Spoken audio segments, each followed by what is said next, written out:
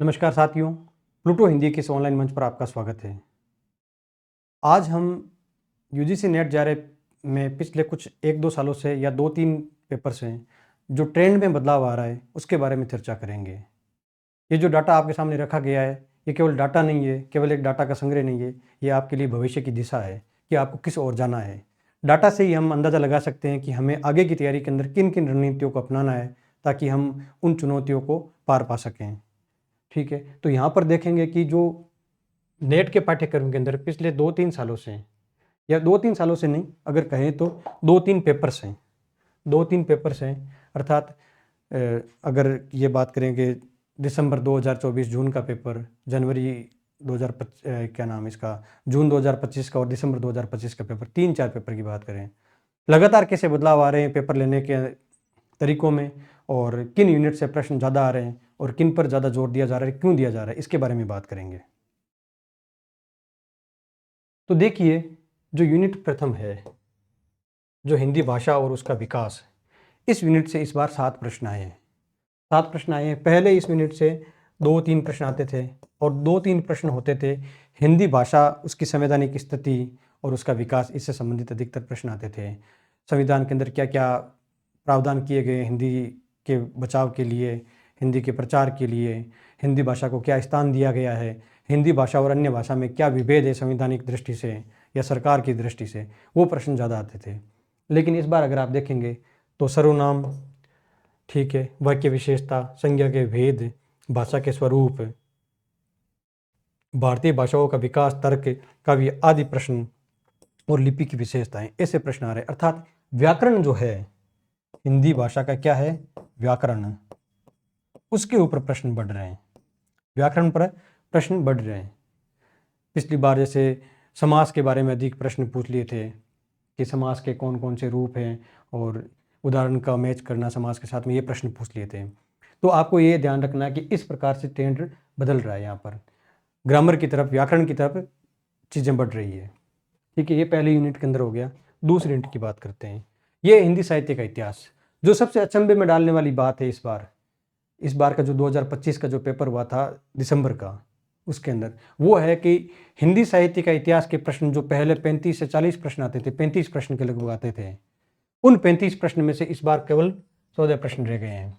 अर्थात 1/3 प्रश्न रह गए हैं केवल, पहले की तुलना में हिंदी साहित्य के इतिहास को इतना कम वेटेज मिलने लगे लगातार धीरे धीरे। तो ये सारी बातें, प्रश्न कहाँ से आए, आत्मकथा से प्रश्न पूछ लिया, 4 आत्मकथा दे दी और मिलान कीजिए कौन सी सही नहीं है। कविताएं दे दी भारतेंदु युग की, भारतेंदु युग के निबंध नाटकों की विशेषताएं पूछ ली।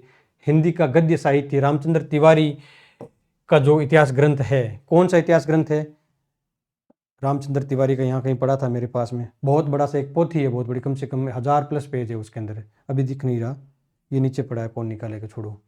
भारतेंदु युग के निबंध नाटक, अच्छा, कबीर के संबंध में हजारी प्रसाद द्विवेदी का क्या मत है, नई कविता, भाषा के संबंध में कवि पंक्तियाँ, सरयपाद की पंक्तियाँ, सिद्धों की पंक्तियाँ।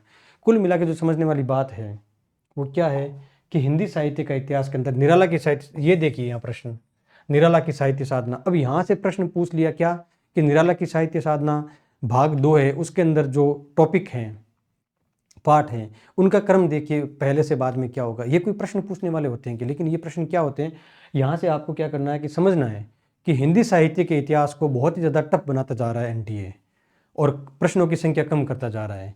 ध्यान क्या है कि ज़्यादा से ज़्यादा टेक्स्ट की तरफ ध्यान जाए, जो पाठ सम्मिलित किए गए उपन्यास, नाटक, कविताएं, निबंध, कहानियाँ, इनको पढ़ें। यही तो है हिंदी साहित्य। हिंदी साहित्य का इतिहास हिंदी साहित्य थोड़ी है। हिंदी साहित्य क्या है, तो साहित्य है रचनाएं, तो रचनाओं को पढ़ा जाए ज़्यादा से ज़्यादा। ठीक है, तो ये प्रयास है। पृथ्वीराज रासो के संबंध में डॉक्टर रामस्वरूप चतुर्वेदी का कथन पूछ लिया, गौरीदत्त के संबंध में कथन पूछ लिया आचार्य शुक्ल का, रीतिकाल के कवियों का कालक्रम पूछ लिया डॉक्टर नगेंद्र की पुस्तक से। कुल मिला के बात यह है कि 10 से 12 ग्रंथ आते हैं हिंदी साहित्य के इतिहास के। क्या पढ़ पाते हैं कभी भी इनको पूरा? नहीं पढ़ सकते। ठीक है, और पढ़ने का प्रयास करना भी फजूल है। तो इस वजह से यहाँ से प्रश्न क्या हो गए, कम हो गए।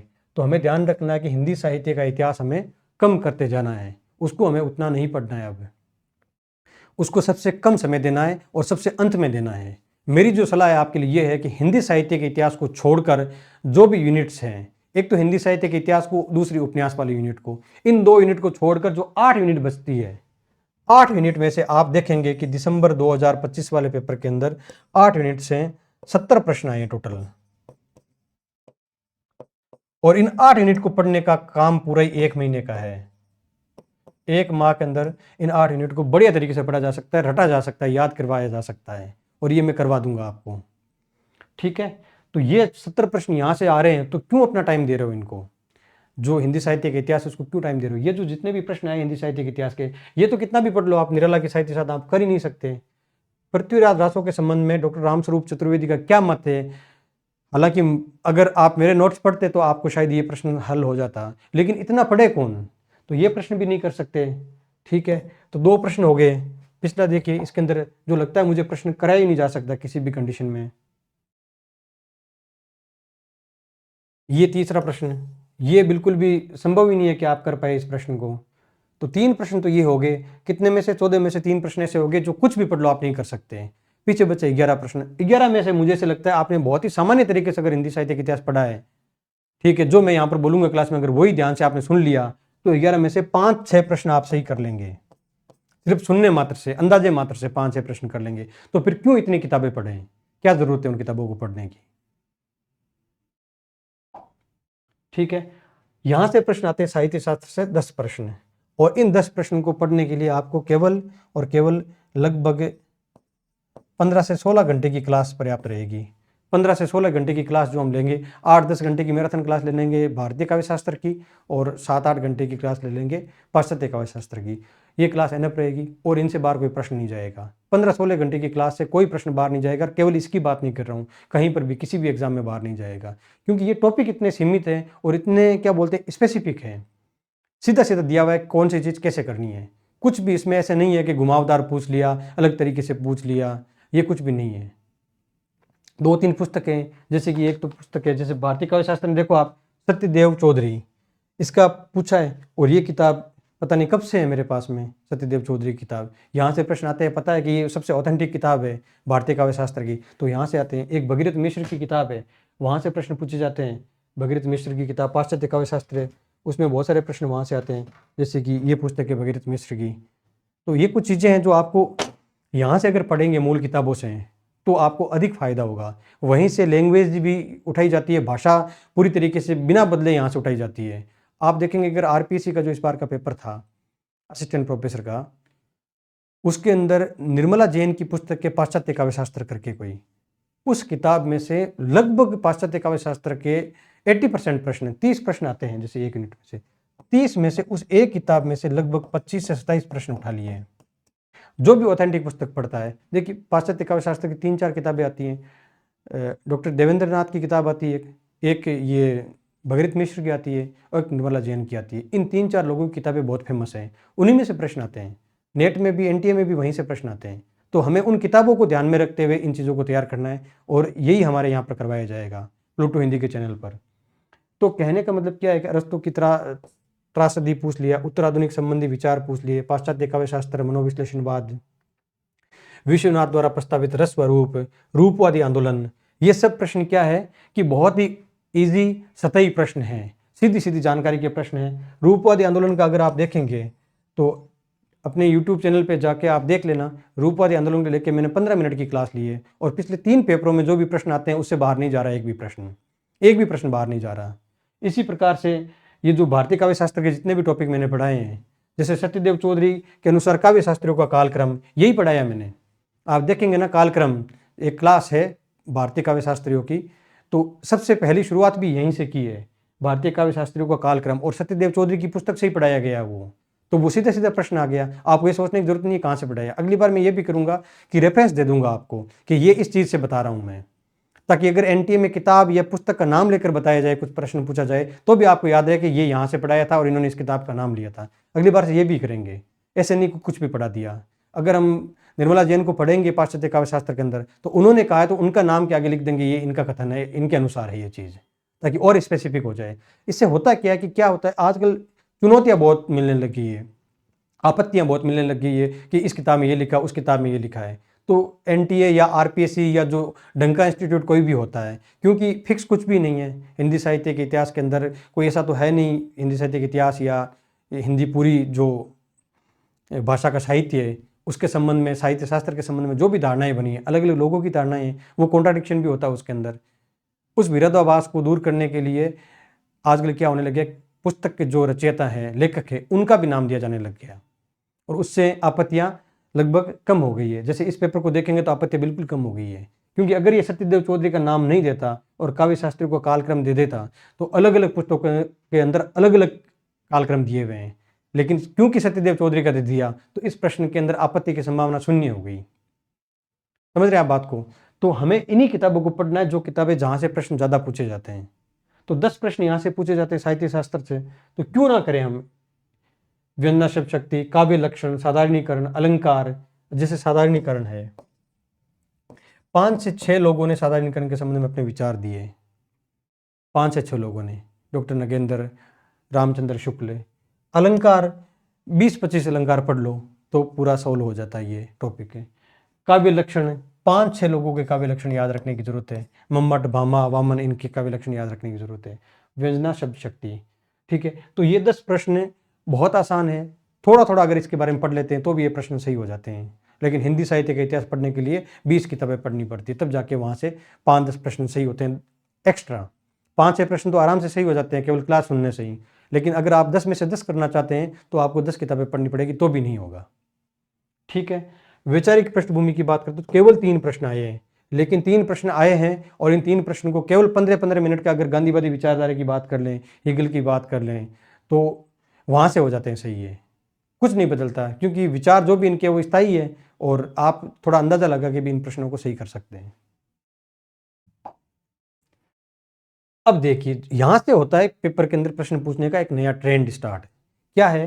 हिंदी कविता, ठीक है। 10 प्रश्न आए हिंदी कविता में से, एक भी प्रश्न के अंदर व्याख्या नहीं पूछी गई है, विचार नहीं पूछा गया कि इसका क्या अर्थ हो सकता है, कुछ नहीं पूछा गया, टेक्स्ट पूछा गया है। अर्थात जो चीज दी गई है पाठ के अंदर वो उसी का क्रम देखिए, क्योंकि व्याख्या कुछ भी पूछेगा, अलग अलग व्याख्या हो सकती है चीज़ों की, और आप वहाँ फिर आपत्ति लगा देंगे।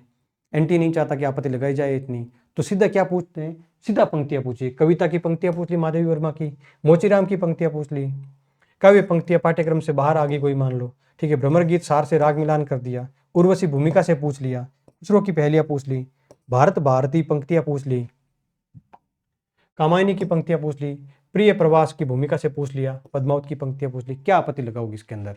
सिर्फ पंक्तियाँ पूछिए, टेक्स्ट इतना ज़्यादा इंपॉर्टेंट है। 10 प्रश्न आए कविता में से, 10 के 10 टेक्स्ट से आए सीधे सीधा, तो कविताएं पढ़नी बहुत ज़्यादा ज़रूरी है। कविताओं को याद करना पड़ेगा, हम करवाएंगे आपको याद। इसी प्रकार से हिंदी उपन्यास देखिए आप, केवल 6 प्रश्न पूछे गए हैं। इतने उपन्यास है, 13-14 उपन्यास, लेकिन 6 प्रश्न पूछे गए हैं। और 6 प्रश्न भी क्या है, पंक्ति पूछ ली, भूमिका से पूछ लिया, भूमिका से पूछ लिया 2 प्रश्न तो ठीक है, 1 प्रश्न भूमिका से पूछा है, ठीक है। गोदान के पात्र का पूछ लिया, मानस के हंस से पंक्तियाँ और जिंदगी नामा के गीत। अब उपन्यास को अगर आप मान लो एक भी उपन्यास नहीं पढ़ें, एक भी उपन्यास नहीं पढ़ें, तो भी एक तो ये भूमिका वाला प्रश्न सही हो सकता है, और एक यहाँ से प्रश्न सही हो सकता है, और एक यहाँ से प्रश्न। अगर आप नॉर्मल पढ़ें, केवल जो मैं क्लास में बताऊँ सतही तौर पर, हम क्लासें 2 प्रकार से लेंगे। एक तो लेंगे कि पूरा टेक्स्ट पढ़ें, हर एक चीज़, उपन्यास, कविता, निबंध, कहानियाँ, सब कुछ पढ़ें और बहुत शानदार तरीके से पढ़ें, टेस्ट ले हर एक चीज़ के, इतना परफेक्टली पढ़ना इन चीज़ों को, ठीक है। दूसरा है कि केवल सतही पढ़ना, ताकि अगर कुछ भी नहीं कर पाए, समय कम है, तो कम से कम कुछ तो कर लें। तो 6 प्रश्न में से 3 प्रश्न, 6 में से 3 प्रश्न तो अगर आप 2-3 घंटे की क्लास पढ़ें उपन्यास के संबंध में तो भी हो जाएंगे सही, क्योंकि भूमिका हर उपन्यास की पढ़नी बहुत ज़्यादा ज़रूरी है। हर उपन्यास से भूमिका से प्रश्न आते हैं हर बार एनटीए के अंदर, ठीक है। तो उपन्यास को क्या करना है, हमें समय कम देना है।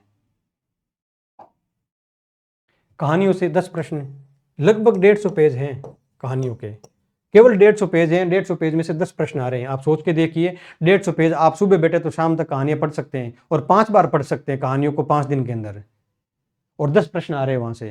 क्यों ना दिया जाए इनको समय, ये बताओ आप। देना ही चाहिए समय इनको, इसी से तो अपना स्कोर अच्छा होगा। 10 प्रश्न आ रहे, कहाँ आकाशदीप से पंक्ति पूछ ली, कानों में कंगना से पंक्ति पूछ ली, राजा निर्वंशिया की भूमिका से पूछ लिया, उसने कहा था से, कहानी में गीत आ गए उनको पूछ लिया, ईदगाह कहानी, दुनिया का अनमोल रतन, अपना अपना भाग्य, कहानियों से पंक्तियां, यही तो पूछा है, ठीक है। अब है हिंदी नाटक, 8 प्रश्न आ गए, फिर से वही बात, आधे अधूरे की पंक्तियां पूछ ली 2 बार, दुरूद स्वामिनी की पंक्तियाँ पूछ ली, 3 प्रश्न आ गए, 5 यहाँ से आ गए, आगरा बाजार नाटक की पंक्तियाँ पूछ ली, बकरी नाटक से पूछ ली, महाबू से पूछ ली। हिंदी साहित्य के इतिहास के अंदर आप बिना पढ़े भी 5 प्रश्न सही कर सकते हैं 10 में से, लेकिन इसके अंदर एक प्रश्न भी सही नहीं कर सकते हैं, ये आप याद रखिए। इस वजह से इनको टेक्स्ट को पढ़ना बहुत ज़्यादा ज़रूरी है, 4 से 5 बार पढ़ना जरूरी है, एक एक चीज़ को अलग अलग क्लैरिफाई करना जरूरी है, ठीक है। इसी प्रकार से निबंध की देखिए 12 प्रश्न आ गए। आप एक चीज़ सोचिए, एक तो कविता हो गई, एक नाटक हो गया, एक निबंध हो गया, इन 3 चीज़ से कविता, नाटक और निबंध अगर आप पढ़ने बैठें तो मुझे ऐसे लगता है कि इन 3 यूनिट को 10 दिन में आप तैयार कर सकते हैं, केवल 10 दिन में। इन 3 यूनिट को 10 दिन में तैयार कर सकते हैं और 10 दिन के अंदर आप 30 प्रश्न सही कर सकते हैं, समझे आप। इस वजह से ये यूनिट पढ़नी जरूरी है। और मैंने यही सोचा है कि हिंदी साहित्य का इतिहास और उपन्यास में सबसे लास्ट में पढ़ाऊंगा। सबसे पहले इन जो 7 यूनिट है उनको पढ़ाऊंगा, क्योंकि इन 7 यूनिट से 70 प्रश्न आ जाएंगे और मुझे वो 70 प्रश्न कवर करने हैं। अगर 70 प्रश्न मैंने आपको बढ़िया तरीके से रटवा दिए, याद करवा दिए, तो आपका JRF कोई नहीं रोक सकता। तो मेरा तो यही उद्देश्य है कि आपको 70 प्रश्न तैयार करवाऊंगा सबसे पहले, फिर समय मिलेगा तो आपको साहित्य का इतिहास और अन्य चीज़ें भी पढ़ा दूंगा। तो 30 प्रश्न आ रहे हैं, केवल 10 दिन में आप कर सकते हैं। और मेरा रोल यहाँ पर ये रहेगा कि आपको बार बार मैं वाचन करवा सकूँ, आपको एक एक चीज़ बता सकूँ, देखो यहाँ से प्रश्न बन सकता है, यहाँ से प्रश्न बन सकता है, ठीक है, टेस्ट ले सकूँ आपका, यही मेरा रोल रहेगा। पढ़ना तो आपको पड़ेगा, मेरे साथ में आपको भी पढ़ना पड़ेगा। तो ये जो 3 यूनिट है, यहाँ से 30 प्रश्न आ रहे हैं, आपको गौर करके इस चीज़ को देखना आप कि इनको कैसे करना है, ठीक है। हिंदी निबंध, अच्छा ये 12 हो गए।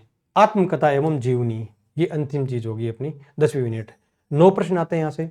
आप उदरी शीर्षक से क्रम पूछ लिया, पात्र मिलान पूछ लिया, प्रेमचंद घर में से 2 पंक्तियां या 2 प्रश्न पूछ लिए, ठकुरी बाबा से पूछ लिया, मुर्दिया से पूछ लिया पंक्तियां, क्या भूलू क्या याद करूँ से पूछ लिया पात्र मिलान, ठीक है। मेरी तिब्बत यात्रा शीर्षक से पूछ लिया, आवारा मसीहा पंक्ति पूछ ली, ठीक है। तो 9 प्रश्न यहाँ से आ गए, ठीक है। अब कुल मिला के क्या बात होगी, 3 यूनिट बड़ी बड़ी है। 3 यूनिट कौन कौन सी बड़ी है, हिंदी साहित्य का इतिहास, दूसरी है उपन्यास और तीसरी है अन्य गद्य विधाएं, आत्मकथा एवं जीवनी, जो भी अन्य गद्य विधाएं। ये 3 यूनिट बहुत बड़ी है और इन 3 यूनिट से प्रश्न आए हैं 30 भी नहीं आए हैं, 30 मान लेते हैं अपन के 30 प्रश्न आए हैं। और बाकी जो यूनिट है, यूनिट तो 6 है लेकिन 60 प्रश्न आए हैं। लेकिन वो यूनिट कितनी है, इनमें से, इन विधाओं में से, या जो भी 3 यूनिट है उनमें से 1 यूनिट पढ़ना और बाकी के 6 यूनिट पढ़ना बराबर है। समझ रहे हैं आप बात को। इस बात को आप ध्यान रखना कि इन 6 यूनिट को एक साथ में पढ़ना और उस 3 यूनिट में से किसी भी 1 यूनिट को कवर करना, वो 1 यूनिट ज़्यादा समय लेगी उन 6 यूनिट की तुलना में। तो ज़्यादा बेनिफिशियल कौन सा है कि 6 यूनिट के ऊपर जोर लगाया जाए। 6 और 7वीं और भी, ये भी फिर भी ठीक है, इतनी बड़ी यूनिट नहीं है ये, 7 यूनिट मान लीजिए। 7 यूनिट पढ़ना और 2 यूनिट, एक यूनिट पढ़ना बराबर बात है। तो हमें समय कहाँ पर देना है आप समझ गए होंगे। तो इस डाटा को आप समझिए और इससे दिशा लीजिए। जो गौर करने वाली बातें, अंतिम पूरी बात का लबोलुआब क्या है कि हम क्या करेंगे, केवल 7 यूनिट पढ़ेंगे।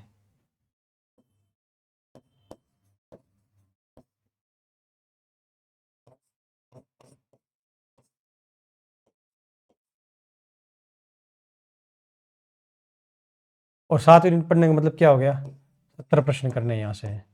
और हमारा टारगेट ये रहना चाहिए, ये 70 प्रश्न में से एक भी गलत नहीं हो अपना, और ये पॉसिबल है। ये भी मत सोचिए कि पॉसिबल नहीं है, 7 यूनिट पढ़नी है, 70 प्रश्न कोई होते हैं क्या, बिल्कुल होते हैं। 70 नहीं हुए 65 हो गए, अरे 60 हो गए ये मान लो। और उन यूनिट को आपने पढ़ा ही नहीं, बहुत कम पढ़ा, जो मैं बता रहा हूँ क्लास के अंदर वो देख ले थोड़ा थोड़ा, तो वहां पर भी 10 प्रश्न हो जाएंगे आपके। तो आपके तो हो गए ना 70 प्रश्न फिर से। अगर 10 भी प्रश्न वहां से हो गए तो आपके 70 हो गए वापस से। और अब बात क्या करते हैं कि जो पहला पेपर है, जो पार्ट फर्स्ट है, उसको भी हमें पढ़ने की जरूरत है। वहां पर 50 प्रश्न आते हैं। अब देखो ये 70 प्रश्न आ गए, 60 प्रश्न आ गए, जितने भी मान लिया आप। यहां से अगर हम देखते हैं कि कैसे कर सकते हैं, तो ये 70 प्रश्न बचते हैं और इस 70 में से अपने 50 सही हुए। मैं और दे देता हूं कि 50 तो सही हो सकते हैं, और ये तो बहुत ही संभव है कि 50 तो बिल्कुल हो सकते हैं। अगर 1 महीने पढ़ेंगे तो 50 प्रश्न तो मैं सही करवा दूंगा आपके, ठीक है। तो 50 प्रश्न आपके सही हो गए यहाँ पर। और 10 प्रश्न आपके आते हैं जो अपठित गद्यांश आता है उसमें से, वो 10 प्रश्न सही हो गए। कितने हो गए, 60 प्रश्न हो गए। 20 प्रश्न जो हमने छोड़े थे, 2 यूनिट है, उपन्यास और हिंदी साहित्य का इतिहास। वहाँ से अगर 20 में से अपने 5 भी प्रश्न सही हो गए तो कितना स्कोर हो गया 65। 65 प्रश्न तो अपने यहीं पर हो गए, ठीक है। 65 हो गए क्या, 50 ऐसा 65 हो गए। और 65 के बाद में क्या होता है, पहला पेपर जो फर्स्ट पेपर आता है उसमें 50 प्रश्न आते हैं। फर्स्ट पेपर के अंदर 50 प्रश्न में से अगर आपने ढंग से थोड़ा सा अध्ययन किया, उसका थोड़ा सा ढंग से पढ़ लिया, आपने सोच लिया कि मुझे अच्छे से तैयारी करनी है इसकी, तो आपके 40 प्रश्न सही हो सकते हैं।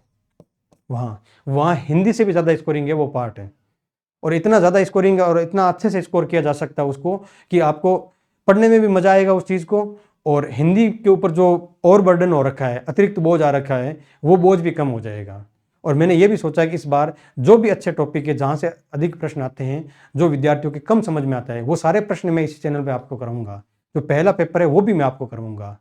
शोध अभियोग्यता, शिक्षण अभियोग्यता, जितने भी टॉपिक हैं जो दिखने में कठिन हैं, उनको सरल शब्दों में आपके सामने रखूंगा, और जितने भी पीवाईक्यू वगैरह वो सब करेंगे हम उसके। तो 40 प्रश्न वहां से करने का टारगेट रखो। ये मैं 65 कम से कम बता रहा हूँ, ये जो 65 बता रहा हूँ ये न्यूनतम है, इतना तो आप आराम से स्कोर कर लेंगे, और वहाँ 40, 35, 40 का स्कोर आप कर लोगे। और जैसा पेपर इस बार आया है, अगर वैसा पेपर आता रहा,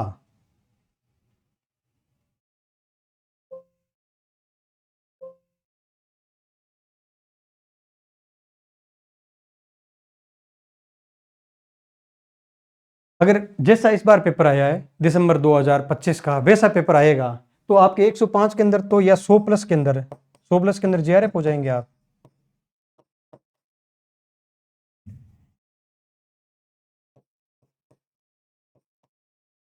और जेआरएफ भी तो करना अपना उद्देश्य, यही तो है, ठीक है। तो उम्मीद करता हूँ कि ये जो कक्षा है ये आपको ट्रेंड को समझने में मदद करेगी, और आपकी जो तैयारी है उसको रीडिफाइन करने में, पुनर्परिभाषित करने में उपयोगी साबित होगी।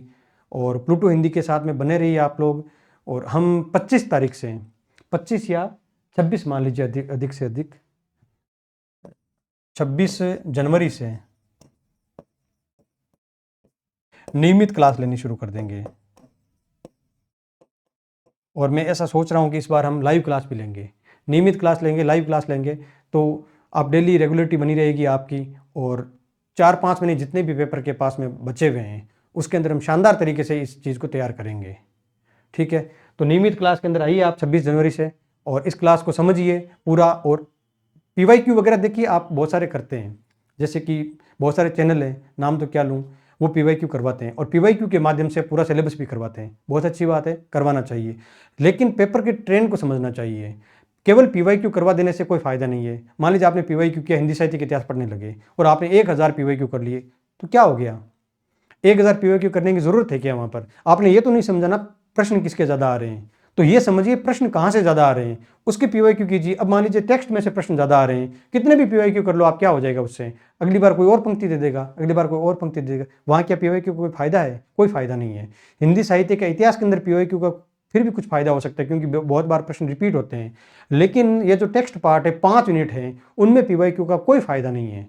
मेरे हिसाब से तो बिल्कुल भी है ना, पीवाईक्यू का कोई लाभ नहीं है उसके अंदर। सिर्फ आपकी प्रैक्टिस हो सकती है, तो वो तो टेस्ट के माध्यम से भी हो सकती है, और टेस्ट अधिक देने चाहिए। तो पीवाईक्यू से आप ट्रेंड समझिए परीक्षा का, केवल पीवाईक्यू से नॉलेज लेने की कोशिश मत कीजिए, सूचना लेने की कोशिश मत कीजिए। और ये जो चीज़ चलती है कि क्वेश्चन के माध्यम से पूरा सिलेबस करवा देना, ये बहुत ही, मुझे लगता है कि बहुत ही निम्न किस्म का प्रयास है कि क्वेश्चन के माध्यम से पूरा सिलेबस कवर करवा दिया। ऐसा नहीं होता है। पढ़ना एक अलग चीज़ होती है, पढ़ाना एक अलग चीज़ होती है। टीच करना जो काम है टीचर का, जो टीच करवाता है, वो काम होता है कि व्याख्या के रूप में एक एक चीज़ को खोल के आपके सामने रखे, आपको बताए कहाँ से प्रश्न आ सकता है, कैसे चीज़ें बनी हैं, वो बताना। प्रश्न आ गए सामने, उसके बारे में 4 एक्सप्लेनेशन दे दिए, उससे कोई फायदा नहीं होने वाला। अंततः क्या होता है, उसका आपको नुकसान ही होता है। तो हमारा प्रयास यहाँ पर ये रहेगा कि मैं आपको एक एक चीज़ बोर्ड पर लिख कर, आपको पढ़कर, बोलकर सुनाऊँ आपको, ताकि आप समझें कि प्रश्न कैसे बनते हैं और टॉपिक में से क्या क्या चीज़ें आने की संभावना है। ठीक है, सारा टेक्स्ट पढ़ेंगे, और जो भी हमारा कोर्स होगा या कुछ भी होगा, ऑनलाइन क्लासें होगी, उसके बारे में आपको शीघ्र ही सूचना दे दी जाएगी। इस वीडियो को पूरा देखिएंगे तो आपको कुछ दिशा मिल जाएगी। अगर दिशा मिलती है, आपको लगता है कि कुछ अच्छा विश्लेषण हुआ है यहाँ पर, तो कमेंट करके ज़रूर बताएं। और प्लूटो हिंदी में बने रहने के लिए आपका धन्यवाद। शुभ रात्रि।